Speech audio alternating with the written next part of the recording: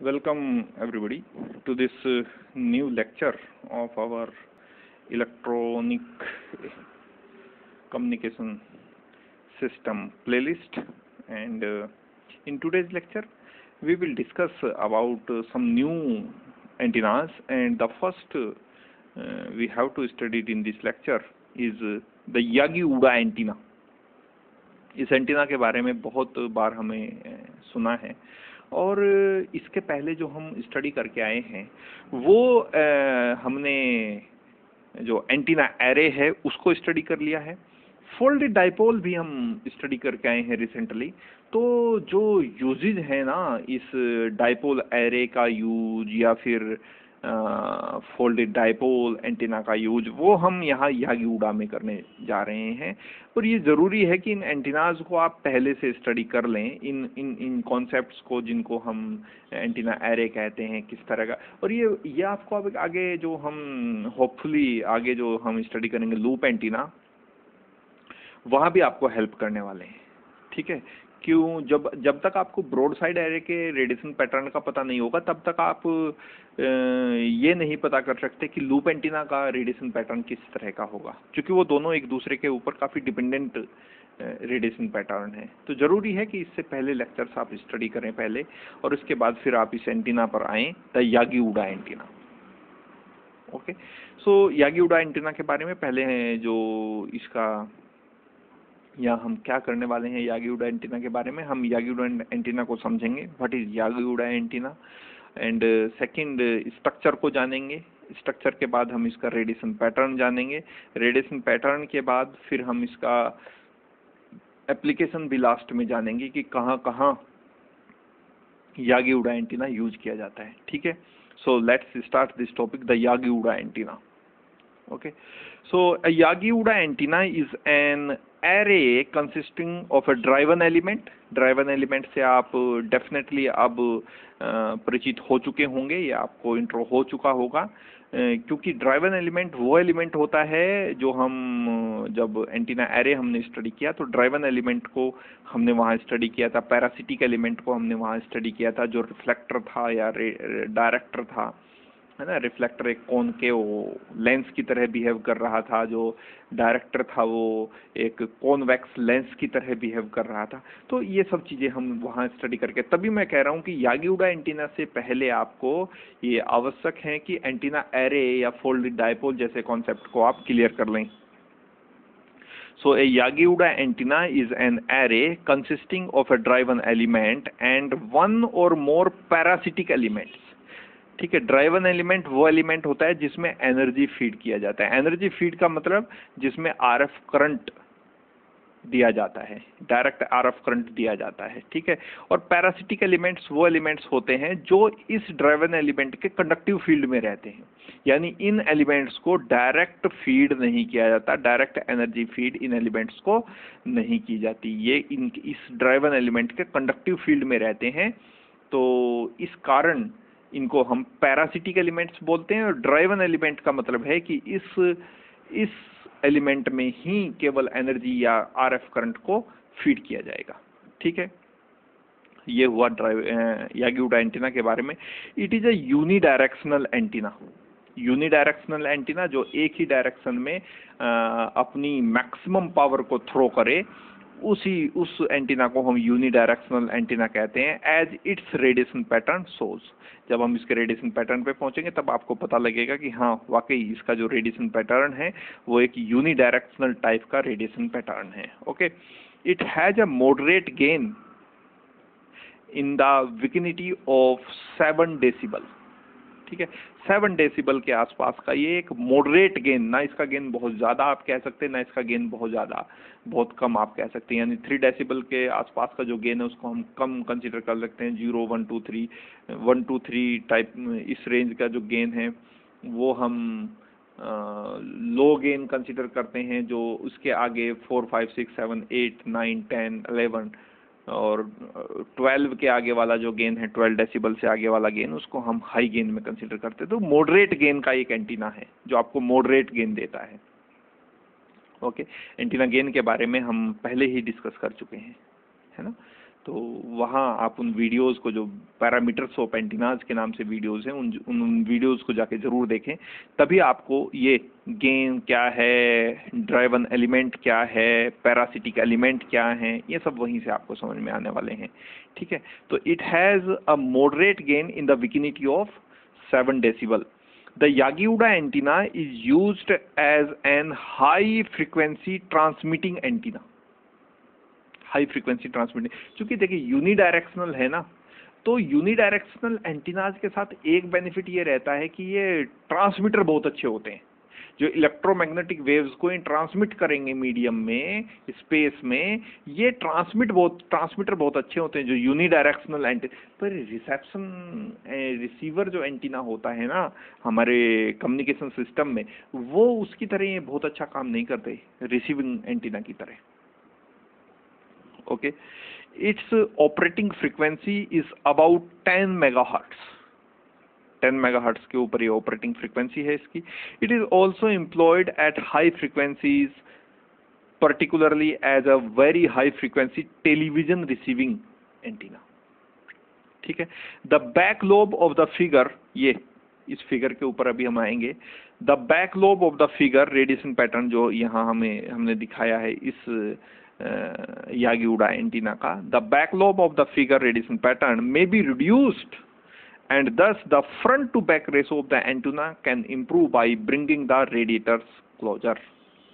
तो अगर रेडिएटर्स को आप क्लोजर कर देंगे, क्लोज ले आएंगे, तो ये जो बैक लोब वाली एक आपको रेडिएशन पैटर्न दिख रहा है ये कम हो जाएगा, एलिमिनेट हो जाएगा। ऐसा तो आइडियल एंटीना में हो सकता है जिसको हम आइसोट्रोपिक एंटीना या थ्योरेटिकल एंटीना कहते हैं। प्रैक्टिकल एंटीना में बैक लोब होंगे, डेफिनेटली साइड लोब्स होंगे। हाँ, ये जरूर है कि अगर कोई बहुत अच्छा एंटीना है तो उसका जो यूनिडायरेक्शनल पैटर्न, जो मेजर लोब, ये जिसको हम मेजर लोब कहते हैं, ये बहुत अच्छा होना चाहिए या बड़ा होना चाहिए, या उस डायरेक्शन में ये दिखाता है, ये मेजर लोब ये दिखाता है कि जो एंटीना का मैक्सिमम पावर थ्रो है वो किसी पर्टिकुलर डायरेक्शन में ज्यादा होना चाहिए। जिस भी डायरेक्शन में ज्यादा होगा ये मेजर लोब वही है। और ये जो माइनर लोब है ना, ये डिसिपेशन इफेक्ट दिखाते हैं। डिसिपेशन इफेक्ट का मतलब पावर का लॉस, पावर को एग्जैक्टली इधर जाना चाहिए था। अगर ये एक आइडियल एंटीना होता तो ये ना तो यहाँ साइड लोब्स होने चाहिए थे और ना ये बैक लोब होना चाहिए था, अगर आपको ये आइडियल एंटीना की तरह बिहेव करना। लेकिन प्रैक्टिकल एंटीना में लॉसेस होते हैं। देखिए, आप किसी भी इलेक्ट्रिक इंस्ट्रूमेंट में जरा करंट फ्लो करके देखिए और कुछ देर बाद उसे छूकर देखिए तो आपको हीटअप नजर आता है। रीजन इज दैट कि जो आपको मान लीजिए आपके यहाँ टीवी है और टीवी आपने ऑन किया। अब टीवी का काम क्या है? आपको एंटरटेन करना। वो जो पिक्चर्स हैं, वीडियोस हैं, न्यूज़ हैं, जो स्पोर्ट्स हैं, वो जो भी है उसके थ्रू आपको एंटरटेन करना। और उस इलेक्ट्रिकल एनर्जी को जो आप टेलीविज़न को, टीवी को सप्लाई करते हैं, उसका काम है उस पूरे इलेक्ट्रिक सर्किट को रन करना। उस इलेक्ट्रिक सर्किट को हीट करना तो उसका काम नहीं है।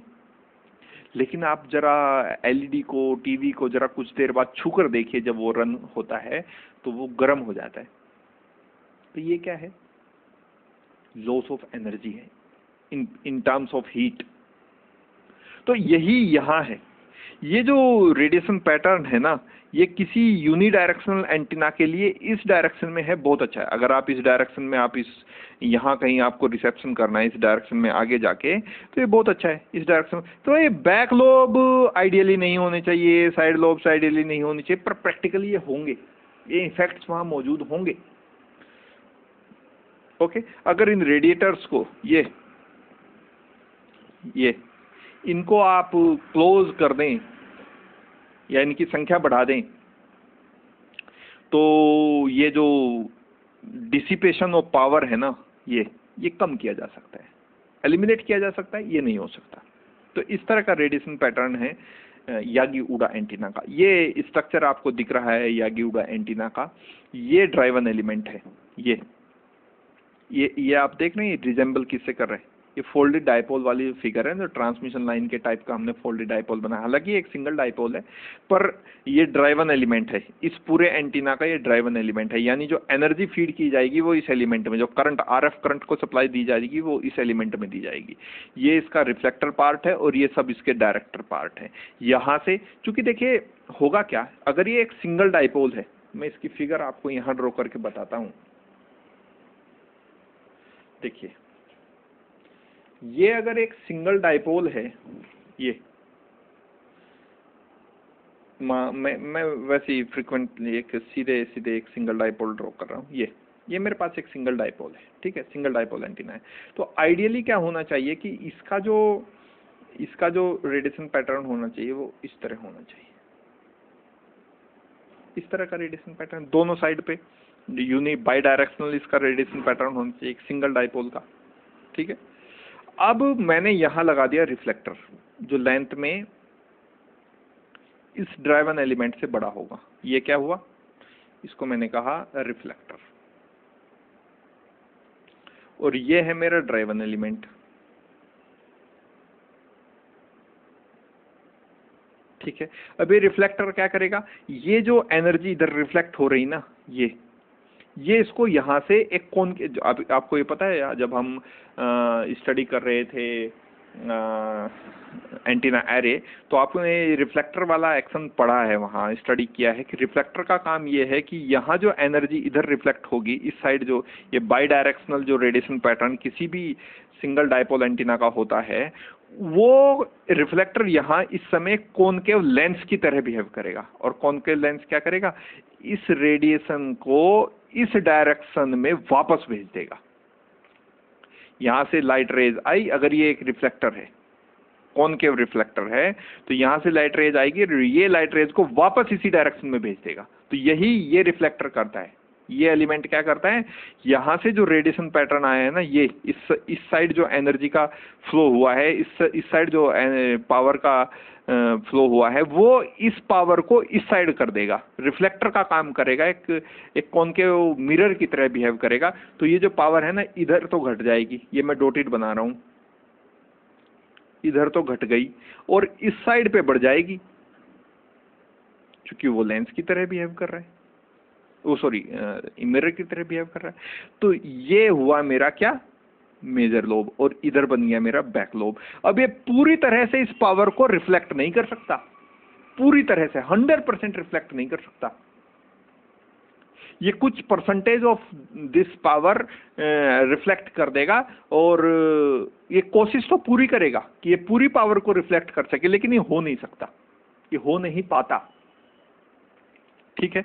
अब इसके आगे लगे हैं डायरेक्टर्स, यहाँ डायरेक्टर है, यहाँ डायरेक्टर, ये डायरेक्टर सेम लेंथ के भी हो सकते हैं और थोड़े से कन्वर्जेंट लेंथ के भी हो सकते हैं, यानी इनकी लेंथ धीरे धीरे जैसे जैसे इन ड्राइवन एलिमेंट से दूर जाएंगे वो कन्वर्ट भी थोड़ी घट भी सकती है, या फिर आप इनको एक ही लेंथ के भी ले सकते हैं। हाँ, इतना जरूर आप करेंगे कि इनके बीच की जो स्पेसिंग होगी ना, वो इक्वल रखें, यहाँ इक्वल होनी चाहिए, और ये अप्रोक्सीमेटली λ/10 ऑर्डर की होनी चाहिए। जितनी वेवलेंथ की जो इलेक्ट्रोमैग्नेटिक वेव्स यहाँ से रेडिएट होंगी, उसका 10वां हिस्सा, ठीक है।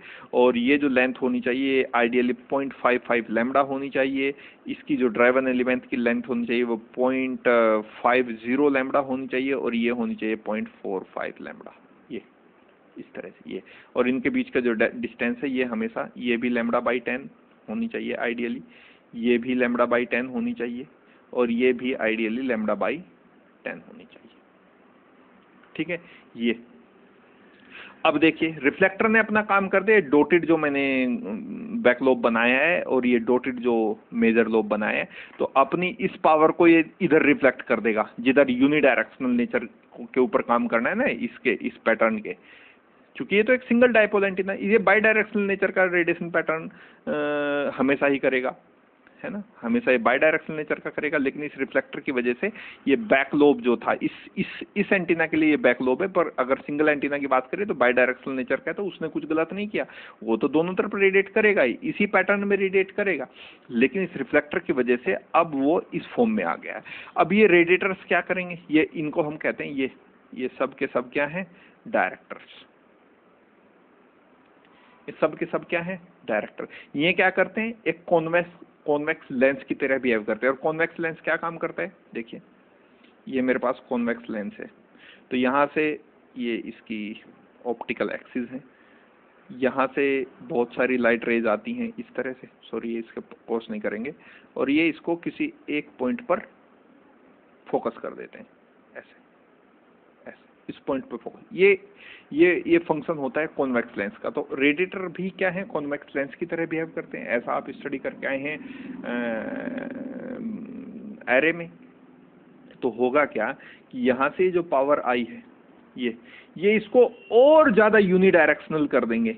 ये इसको और ज्यादा ये पहला करेगा, इसको और ज्यादा शार्प कर देगा।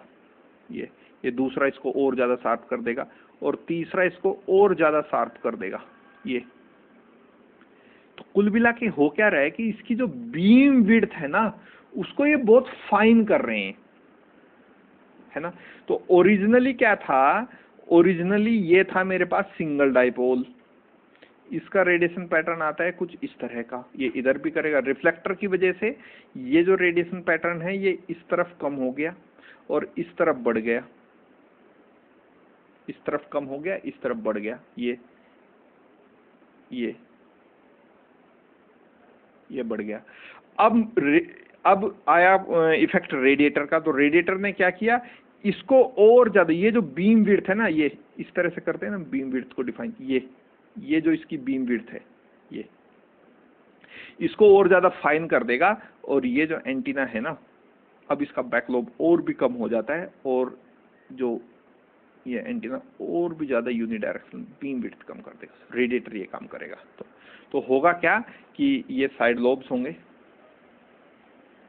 ठीक है। तो एंटीना क्या है? यागी उडा एंटीना क्या है? एक यूनिडायरेक्शनल पैटर्न को शो करना शुरू कर देता है। जो इसका रेडिएशन पैटर्न है by the effect of reflector and directors, ये इस कन्वर्जेंट लेंस की तरह किसी एक पॉइंट पे, मान लीजिए यहाँ इस पॉइंट पे इसको रिसीव करना है, तो उस पॉइंट की तरफ इसे फोकस कर देता है। ये फंक्शन है यागी उडा एंटीना का, और ये जो डायरेक्टर्स और रिफ्लेक्टर्स यहाँ लगे हैं उनका, ठीक है। इस फिगर में भी आप देख सकते हैं, ये है मेरा ड्राइवन एलिमेंट जिसको एनर्जी फीड की जाती है। इसका जो लेंथ है वो मैंने आपको बताया 0.50 लैम्डा के आसपास। इसकी length in comparison to driven element ज़्यादा होगी, यानी 0.55 लैम्डा के आसपास। और ये जो डायरेक्टर्स हैं, इनका जो एलिमेंट, इनकी जो लेंथ है वो 0.45 लैम्डा होगी। और ये जरूरी नहीं है कि इनकी जो लेंथ है ना डायरेक्टर्स की वो एक जैसी हो, ये कन्वर्ज भी कर सकती है, लेंथ धीरे धीरे घट भी सकती है as these moves far away from the driven element. हाँ, जो डिस्टेंस है रिफ्लेक्टर या ड्राइवन एलिमेंट के बीच में, ड्राइवन एलिमेंट या रेडिएटर के बीच में, डायरेक्टर के बीच में, डायरेक्टर से डायरेक्टर के बीच में, वो कांस्टेंट होनी चाहिए, तभी तो एरे फॉर्म होगा। चाहे आप ब्रॉड साइड एरे फॉर्म करें या फिर एक एंड फायर एरे फॉर्म करें, तभी होगा जब ये डिस्टेंस आपस में क्या होगी? इक्वल होगी। तो इस तरह का स्ट्रक्चर होता है यागी उडा एंटीना का, और ये उसका रेडिएशन पैटर्न है जो रिफ्लेक्टर के इफेक्ट से और डायरेक्टर के इफेक्ट से इस फॉर्म का हमें दिखता है या मिलता है, ठीक है। अच्छा, अब डिजाइनिंग कैसे करें? यागी उडा एंटीना की डिजाइनिंग के ऊपर बात कर लेते हैं। यागी उडा एंटीना की डिजाइनिंग कैसे करें, ठीक है। Length of the active element यानी जो ड्राइवन एलिमेंट है उसकी जो लेंथ आप लेंगे वो कैलकुलेट होगा इस फॉर्मूले से, 478 ओवर फ्रीक्वेंसी आप मेजर करेंगे। जो फ्रीक्वेंसी होगी इलेक्ट्रोमैग्नेटिक वेव्स की वो होनी चाहिए, मेजर होनी चाहिए मेगाहर्ट्ज में। इतने फीट इससे मान लीजिए आप कोई भी रेडियो वेव वहाँ ट्रेवल कर रही है तो उसकी फ्रीक्वेंसी कितनी होगी। वेरी हाई फ्रीक्वेंसी वेव की रेंज आप जानते हैं कि 30 मेगाहर्ट्ज से 300 मेगाहर्ट्ज तक होती है। तो यहाँ लेंथ ऑफ एक्टिव एलिमेंट आपको पता लग जाएगी। अल्ट्रा हाई फ्रीक्वेंसी रेंज में अगर आप इस एंटीना को काम कर रहे हैं, जबकि ये मिड फ्रीक्वेंसी रेंज में काम करता है, very high frequency, ultra high में नहीं करता। तो अल्ट्रा हाई फ्रीक्वेंसी रेंज अगर होगी तो वो रेंज होगी 300 to 3000, और उसके बाद भी अगर आप माइक्रोवेव रीजन में इसको स्टडी करते हैं तो वहाँ ये काम नहीं करता। अच्छा, लेंथ ऑफ रिफ्लेक्टर कैसे कैलकुलेट करेंगे? इस फॉर्मूले से 498 over frequency that is travel through the frequency of the wave that travel through the Yagi Uda antenna, ये भी फुट में कैलकुलेट करेंगे, ठीक है।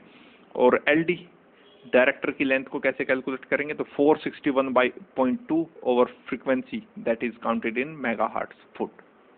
तो इस तरह से आप length of driven element, length of reflector and length of director, ये सब कंसीडर कर सकते हैं। ये स्ट्रक्चर आप फॉर्म कर सकते हैं, डिजाइन कर सकते हैं यागी उडा एंटीना को, ठीक है। Okay, the Yagi Uda antenna admittedly does not have high gain.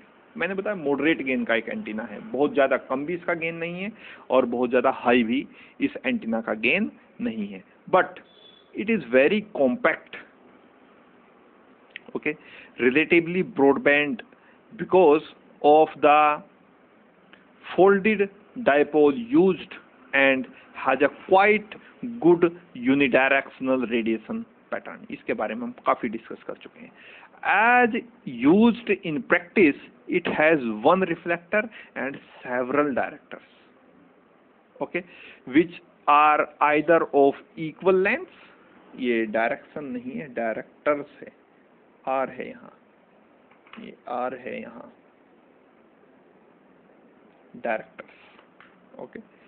So practice में जो यागी उडा एंटीना यूज किया जाता है उसमें एक रिफ्लेक्टर यूज किया जाता है और सेवरल डायरेक्टर्स यूज किए जाते हैं, ठीक है, which are either of equal length और decreasing slightly away from the driven element. Equal length के भी हो सकते हैं और जैसे जैसे आप ड्राइवन एलिमेंट से दूर जाएंगे तो हो सकता है वो अलग अलग लेंथ के भी आपको मिले, okay. Finally it must be mentioned that the folded dipole along with one or two other antennas is sometimes called a super gain antenna because its good gain and beam width per unit area of the array, ठीक है। एक folded dipole along with one or more other antennas, हम उसको super gain antenna कह देते हैं, ठीक है। ये जो यागी उडा एंटीना का शेप है ये भी सुपर गेन एंटीना आप इसे कह सकते हैं, क्योंकि इसका अच्छा गेन मिल जाता है, एक मॉडरेट गेन मिल जाता है और इसकी बीम विड्थ बहुत अच्छी है, क्योंकि डायरेक्टर का काम ही यही है कि वो जो बीम विड्थ जो फैलाव है रेडिएशन पैटर्न का उसको कम कर देता है ताकि वो एकदम फाइन बीम विड्थ हो जाए और अच्छा एक यूनिडायरेक्शनल रेडिएशन पैटर्न हमें देखने को मिले, okay. Now moving to disadvantages of Yagi Uda antenna. For high gain level, the antenna becomes very long. पहली बात, ठीक है, ये जो एंटीना है काफी लेंथी हो जाता है अगर आप इसे हाई गेन किसी एप्लीकेशन में यूज कर रहे हैं, ठीक है। And gain limited up to 20 decibel. इसका जो हाई गेन में भी अगर यूज करेंगे तो 20 डेसिबल तक यूज हो सकता है। एप्लीकेशन कहाँ कहाँ हो सकती है? The Yagi Uda antenna used in high frequency range, यहाँ यूज कर सकते हैं 3 to 30 मेगाहर्ट्ज की रेंज में। वेरी हाई फ्रीक्वेंसी रेंज की जो इलेक्ट्रोमैग्नेटिक वेव्स हैं उनको भी प्रोपेगेट करने के लिए यूज किया जा सकता है। या अल्ट्रा हाई फ्रीक्वेंसी रेंज है जो 300 to 3000 मेगाहर्ट्ज के बीच में होती है, इस रीजन में भी आप यागी उडा एंटीना को as a transmitter antenna use कर सकते हैं। It is used as home TV receiver, home TV receiver के फॉर्म में यूज किया जाता है, ठीक है। The Yagi Uda antenna used to point communication, ठीक है। देखिए एक लेक्चर में पहले भी मैं एक थोड़ा सा डिस्कस आपके साथ किया था कि अगर आपको एक बेहतर एंटीना चाहिए, एक अच्छा एंटीना चाहिए, तो ब्रॉडकास्ट एंटीना या रिसीविंग एंटीना का जो बैंडविड्थ हो ना, देखिए बीम विड्थ और बैंडविड्थ बिल्कुल आप ये समझ के चलिए कि दोनों अपोजिट फिगर्स हैं। अगर किसी एंटीना की बीम विड्थ अच्छी है तो डेफिनेटली उसकी बैंडविड्थ कम हो जाएगी, अगर किसी एंटीना की बैंडविड्थ अच्छी है तो डेफिनेटली उसकी बीम विड्थ कम हो जाएगी। तो अगर यागी उड़ा एंटीना की बात करें तो अगर मुझे यागी उड़ा एंटीना को यूज करने को कहा जाए तो मैं इसको एक ट्रांसमीटर एंटीना की तरह यूज करूंगा, क्योंकि इसकी बीम विड्थ बहुत अच्छी है। रिसीविंग एंटीना के लिए जरूरी है कि रिसेप्शन करते समय बहुत सारी फ्रीक्वेंसीज एनवायरनमेंट में मौजूद रहती है, और जो रिसीविंग एंटीना होना चाहिए वो इतना अच्छा क्लास एंटीना होना चाहिए कि वो जो डिजायर्ड फ्रीक्वेंसी है उन सारी मौजूद फ्रीक्वेंसी में से डिजायर्ड फ्रीक्वेंसी को वो चूज कर सके और उसको भेज सके, जो हमारा आरएफ एम्पलीफायर होता है उसके पास भेज सके, जो मॉड्यूलेशन डीमॉड्यूलेशन का प्रोसेस जहां से शुरू हो जाता है। तो जरूरी ये है कि जो मेरे पास रिसीविंग एंटीना हो उसकी बैंडविड्थ अच्छी हो, बहुत सारी फ्रीक्वेंसी को देख सके और उसमें से डिजायर्ड फ्रीक्वेंसी को चूज करके उसको कम्युनिकेट कर सके, उसे आगे कम्युनिकेट कर सके। और ट्रांसमिटिंग एंटीना के लिए बीम विड्थ अच्छी होनी चाहिए, क्योंकि वो अगर उसकी बीम विड्थ अच्छी है तो वो जो जिस फ्रीक्वेंसी की वेव उस एंटीना में से ट्रेवल कर रही है उस फ्रीक्वेंसी की वेव को एक पर्टिकुलर प्लेस पे एक पर्टिकुलर टाइमिंग के साथ वहां भेज सके। Okay, so this is all about the Yagi-Uda antenna, and that's all for now, and meet you into the next one with another antenna. Okay, thank you for now, meet you the next one.